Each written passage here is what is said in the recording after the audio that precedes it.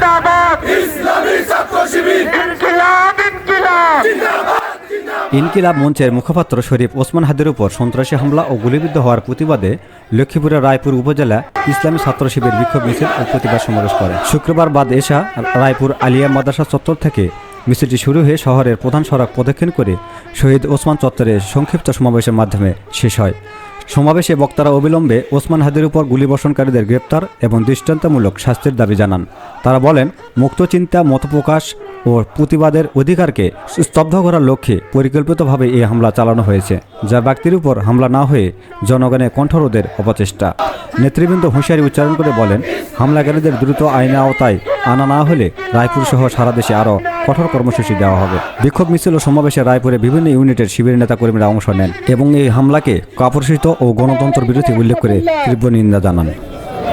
আপনারা জানেন, আজ ইনকিলাব মঞ্চের মুখপাত্র ঢাকা ৮ সংসদীয় আসনের স্বতন্ত্র প্রার্থী শরীফ ওসমান হাদির উপর সন্ত্রাসী হামলা চালানো হয়েছে।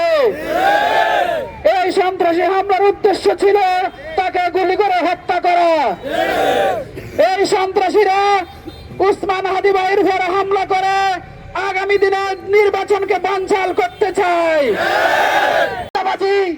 সন্ত্রাসী হত্যা দর্শক গত সভায় আপনারা করেছেন, মনে রাখবেন, কোনোভাবে আর কোন হত্যাযজ্ঞ বাংলাদেশে আমরা চালাতে দেব না।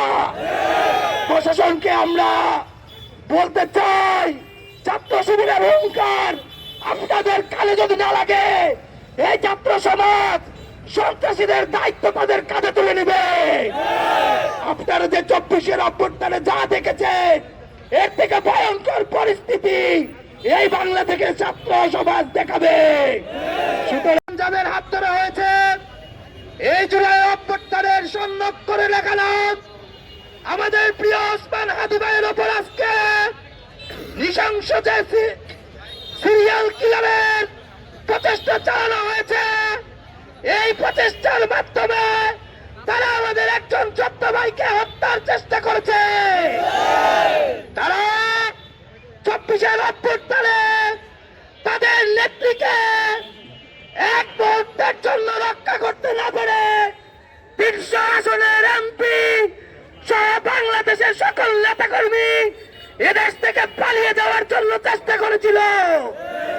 আপনারা দেখেছেন, বিগত ইটিম সরকারের সময়ে প্রশাসনের অসংখ্য দুর্বলতার কারণে আজকে জুলাই যোদ্ধা হাদি ভাইয়ের উপরে যেভাবে সিরিয়াল কিলারের হামলার চেষ্টা, হত্যার যে চেষ্টা চালানো হয়েছে, এই সিরিয়াল কিলার ইতিমধ্যে আমরা জানতে পেরেছি তারা অসংখ্য যোদ্ধাদের লিস্ট করে নতুন এই নৃশংস হত্যাযজ্ঞ চালানোর জন্য নেমেছে।